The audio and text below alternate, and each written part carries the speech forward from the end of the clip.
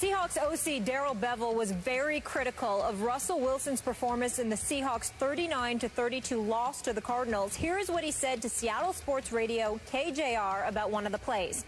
We had full progression, kind of across the board for that one. We had a chance for Tyler Lockett. We had a chance for Doug Baldwin. And basically, Russell said he just missed it. Bevell also singled out other plays where Wilson struggled during the same interview. Skip, what's going on here?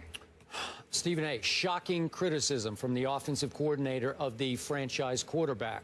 So I'm going to give you my armchair psychiatrist theory here. Strictly from a distance, okay? I don't have any inside info. I'm just sitting back trying to read the tea leaves up in Seattle, and this is what I read. As you know, the one thing you do not do in the National Football League as a head coach or a coordinator is publicly criticize your starting quarterback, your franchise quarterback. It gets you nowhere. It does you no good because we all agree it's the hardest position to play in all of sports, and it's a confidence position. You can criticize your quarterback privately, that's fine, but publicly, no good because you tear down the confidence that it is required to go from Sunday to Sunday in this dog-eat-dog league that is the National Football League. So my theory is that Darrell Bevell is so concerned, as is his head coach, Pete Carroll, about lingering bitterness, animosity, unrest in that locker room over that last play in the Super Bowl, in which obviously they put the ball in Russell Wilson's hands instead of Beast Mode's hands. You've gone on and on. Worst call in the history of the Super Bowl. And it lingers. It still eats at the psyche of this football team. And they're teetering at 4-5. A lot of people picked them to be in the Super Bowl. You picked them to win the Super Bowl. And it's desperate times, desperate measures, as you said in a previous topic. So, theory. Darrell Bevell pulled aside Russell Wilson and said, I'm going to criticize you on the radio. I'm going to go after you on the radio because I need to send a message to this team. You are not above criticism because you deserve some criticism for what happened Sunday night against our arch division rival. We blew that game. Maybe he even told Russell. Obviously, some of that is on the defense, but a lot of it's on you. So I'm going to criticize you because we need to clear the air in our locker room and show them, show the defense, that you're going to shoulder your share of the blame also. That's just a gut feeling. So he goes on a big radio station in Seattle, one that's highly listened to, and he tears him limb from limb. It reminded me of Jay Gruden on RG3 last year, when clearly there was method to the madness. Jay just wanted to send the message, he's no good. I got to go with my other guy here. And don't you people see what I'm seeing? So he blasts him publicly, just shreds him, his confidence, and whatever faith Redskin Nation might have had left in RG3. This is the reverse of that because I think he wants to send a message to clear the locker room air in favor of the quarterback and say, we're all on equal footing here. Just my 2 cents. Your thoughts? Not bad.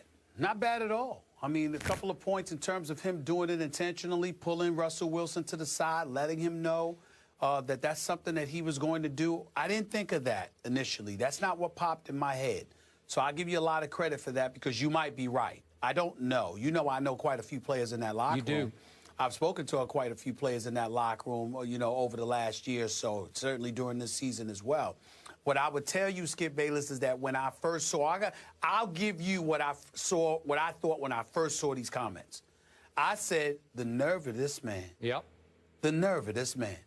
After that call in the Super Bowl, you and Pete Carroll, after Marshawn Lynch's mama had to call you out earlier in this year when you lost the opener against St. Louis. You know, suddenly Marshawn Lynch can get the ball now. After watching Russell Wilson get sacked 33 times this year so far, lead the NFL, you got the nerve to talk about him? Let's count the ways. Is it Russell Wilson's fault that they're 18th in total offense? Is it Russell Wilson's fault that they're 20th in scoring? Is it Russell Wilson's fault that they're 21st on third down conversions? Skip Bayless, looking at this number.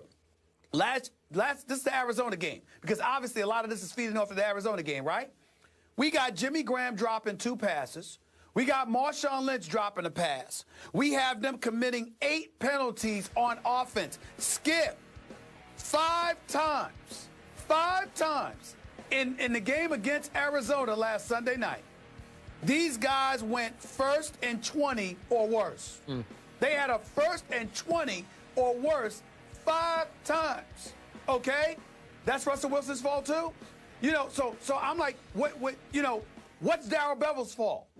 I understand that Doug Baldwin wants to come to the defense of his offensive coordinator, saying he's watch the games, he's making the right calls. There are plays there to be made. Absolutely.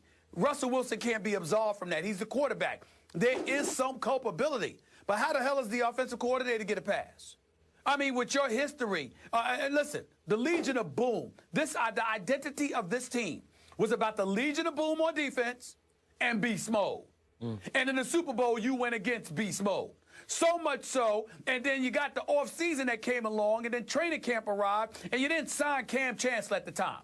To the point where beast mode is walking around with a Cam Chancellor jersey on, all right, in support of his compatriot, all right, not to mention the fact that he was threatening to skip the first game, which I reported, because that's how disgusted he was that his man Cam Chancellor wasn't signed.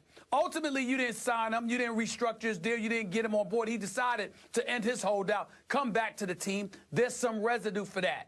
We understand that. But that's the team. That ain't no excuse for the offense to be struggling the way they was. Whether it's Rawls or beast mode, you got Jimmy Graham added to this offense already. And you still looking like this with these penalties, this level of inconsistency. And not only that, Russell Wilson having minimal protection. You know what I saw against Arizona, Skip Bayless? I saw Russell Wilson running for his life half the time because he wasn't getting the level of protection that he needs and that he deserves. To me, that's on the offensive coordinator, too. So if you want to blame and point the finger at Russell Wilson, you might have a point with some plays, but there is no question the vast onus of it all falls on the shoulder of an offensive coordinator who, as far as I'm concerned, has gotten too much of a pass. The only person that's been willing to call him out is Marshawn Lynch's mama. And that's it. And by the way, she wasn't wrong. She was right. Tell me what did Marshawn Lynch's mama say that was wrong? I mean, if you think about it. I mean, you don't give him the ball in the Super Bowl, but you give him the ball against St. Louis. You put him in these precarious positions, running him into the ground. I mean, what is that? Okay. So I just look at Barry Bevell. I'm not sold on him. I think he got a lot of nerves calling out Russell Wilson, but all of that doesn't matter if Skip Bayless is right that he pulled Russell Wilson to the side. And said, this is a mechanism I'm going to use. I won't say anything then, but that's the only excuse he has for calling Russell Wilson out like this. If he gave him that heads up. And if you're right. If he gave him that heads up. If there's no hidden agenda here except Darrell Bevell protecting Darrell Bevell, this man, he's not just on a hot seat. It's on fire. He's not going to last much longer. Yeah, I'm with you. That's right. Burning up there in the Pacific Northwest. All right, moving on. Will Peyton Manning step back on the field this year? Right now, he's out of the lineup and uninvolved as the Broncos prep for Chi-Town. Can Brock Osweiler get Denver back on track?